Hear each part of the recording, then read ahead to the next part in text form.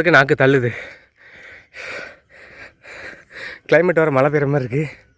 புது ஷூ வாங்கியிருக்கேன்.